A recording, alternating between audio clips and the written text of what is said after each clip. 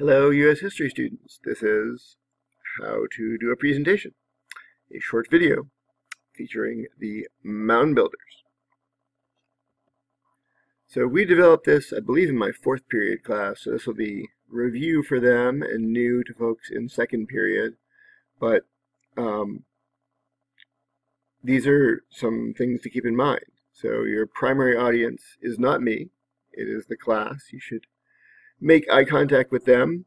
When you finish your presentation, you should leave a little bit of time for questions at the end.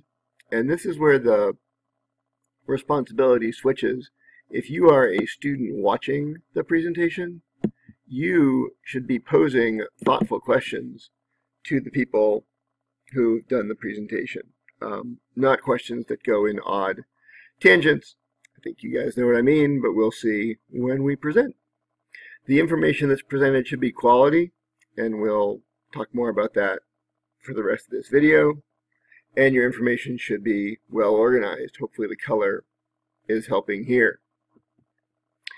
Your group should be well prepared. Not everybody has to speak, but if you do speak, speak well.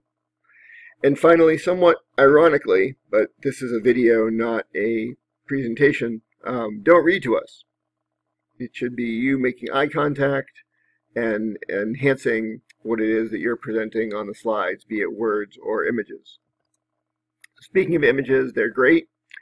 You should use maps to show us where the events that you're talking about took place, or in this case, where the Native American groups that you've learned about lived.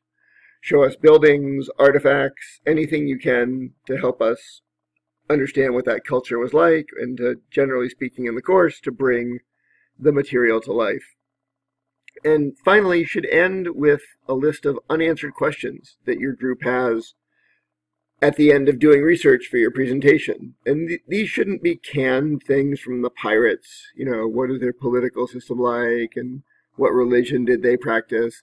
They should be real questions that are informed by the research that you've done, and they're things that members in your group really want to learn more about. You're not an expert after having studied something for a week or even 3 or 4 weeks. There's lots more to learn.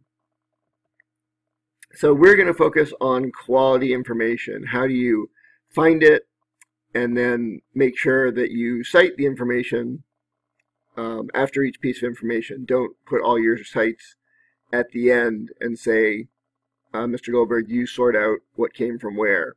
So pretty much each piece of information should have a citation after it. So sometimes you'll find information in odd ways, and I was searching this morning actually for some information just to see if there were any Native American history quizzes out there, and I didn't find much when I did this. But then I thought, okay, let me be a little more specific, and I looked for Native American history quizzes about mound builders, and I looked at this first quiz and it wasn't that good, but this How Stuff Works entry actually looked pretty good. So let's click on that one. And when you do, this is what you find. And I thought this was a useful site. It's pretty short, but it breaks it down to say that we found thousands of their mounds. They're mainly in the Ohio and Mississippi River valleys, but they have 3 different cultural groups. The Adena, 3 different cultural groups. The Adena, really early, the Hopewell kind of in the middle, 400 years, and the Mississippian up till about 1500. So what that does is that now I know more about the mound builders than I did before, and I can construct a more sophisticated search. So I tried this search: mound builders, Adena, and Hopewell, and Mississippian. So I want to learn about the mound builders, and I want to learn about these 3 groups that I now know about because I started to do some research. And when I did that, this first image here caught my attention because it's from faculty.humanities something. So it looked like it was from a university. So let's click on that one. And when we do, we get this. And it is from facultyhumanities.uci.edu. We have to figure out what that means. And then let's look at this map for a second. So when I clicked on that, it actually didn't take me to the image. It took me to this page. And this is how to get back to that image, another Adina Hopewell map. But it's got this first Adina Hopewell map here, and it shows a chronology, and this all looks great. But I want to figure out what faculty.humanities.uci.edu is. It looks like it's a colonial history class taught by somebody named T.C. Thorne. So let's cut off this last piece here and see what we get. Oh my goodness, it is a history course. And it's Professor Tanis C. Thorne, and it was constructed pretty recently, and they have a syllabus, and we still aren't sure what university it's from. So let's see if we can cut off the website there and find that out.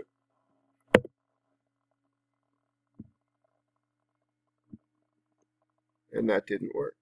Hang on. So it turns out UCI is University of California at Irvine. And their website shows many different images here. But let's go back to what we were looking for now that we know where it's from.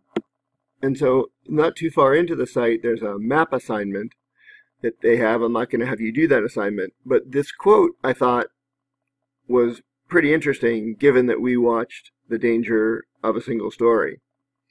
And it talks about contemporary scholars have demonstrated again and again that in penetrating the culture of a neglected group, historians often find more than they bargain for. What looked like a group becomes an amalgam or a mix of groups. What looked like a culture becomes a series of cultures.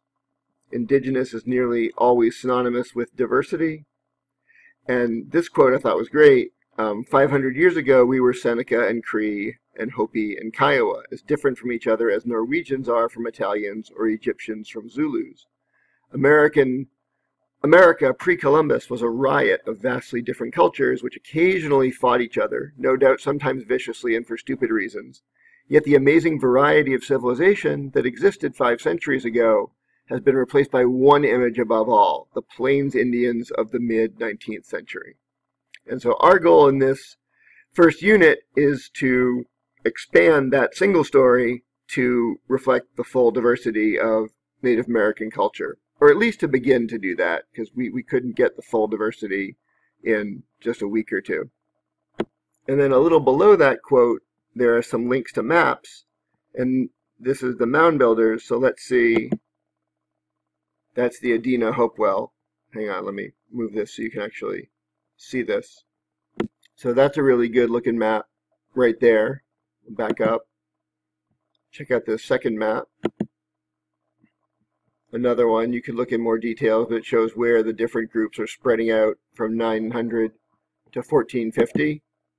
And then there's a link to American Southwest, and that would be useful for the folks who are looking at, ta-da, the Anasazi.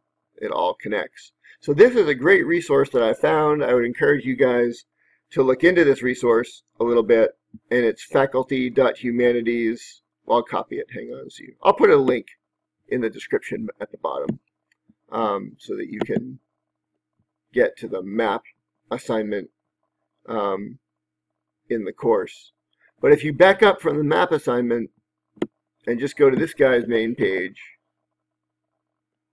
he teaches a bunch of different courses here, and the one we were looking at, I believe, is, yeah, North American Revolution. And so this is the site that I will provide below. Okay, hope this was useful, and I will see you on Monday.